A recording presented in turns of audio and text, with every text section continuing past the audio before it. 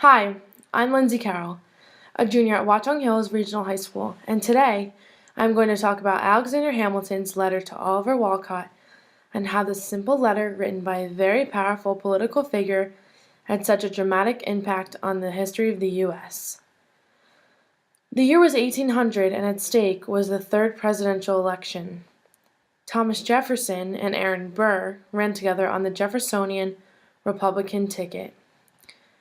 Due to the Electoral College process, voters cast a ballot for either Mr. Jefferson or Mr. Burr. At the end, there was a tie in electoral votes, and this was the first time ever that there was a tie between two candidates running on the same ticket.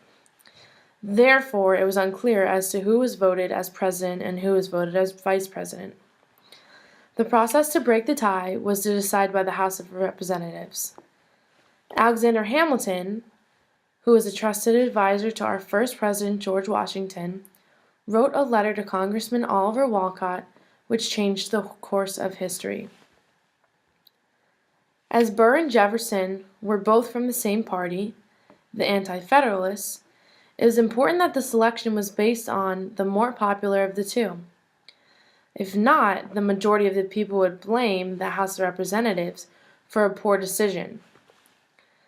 Aaron Burr was a Revolutionary soldier who served under Benedict Arnold, who eventually became known as a traitor. Burr was an educated man and successful Attorney General of New York. He had a vision to build an independent nation located in the center of North America. Jefferson, on the other hand, had very different plans, such as repealing all things associated with the Federalist Party. Now, Jefferson was a successful and well-liked president because many people saw him as a man of the people because he was fighting against the beliefs of the Federalists. In the letter to Wolcott, Hamilton explains the fears that he had if Burr were to take the position as President of the United States. Hamilton is afraid that Burr's plans would become far too big for this country and it will end in disaster. In the middle of Hamilton's letter, he addresses specific concerns if Burr was to take the position as president. As quoted, "Strong ties and stronger inducements than they can offer will impel him in a different direction. His ambition will not be content with those objects which virtuous men of either party will allot to it, and his situation and his habits will oblige him to have recourse to corrupt expedients from which he will be restrained by no moral scruples." Now, what Hamilton is describing in this part of this letter is that he is afraid that Burr's ego is too big for the U.S. and for Burr himself. He fears that Burr will be swayed to different goals by the opinions of many other powerful people, primarily Federalists. Mr. Hamilton then continued in his letter and stated, "To accomplish his ends he must lean upon unprincipled men and will continue to adhere to the myrmidons who have hitherto seconded him.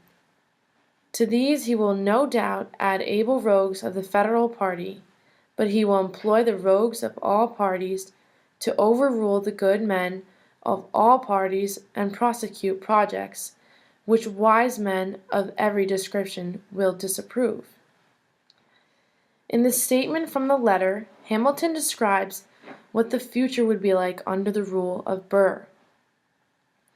He feared that Burr is the kind of man that is easily corrupted by other people's ideas. Additionally, he feared that since Federalist individuals would have helped Burr win the seat as president, the Federalist people are not as educated and have very different ideas for the future of the United States. Ultimately, the House of Representatives decided on Thomas Jefferson as president. Had it not been for Hamilton's letter, the United States may not be what it is today.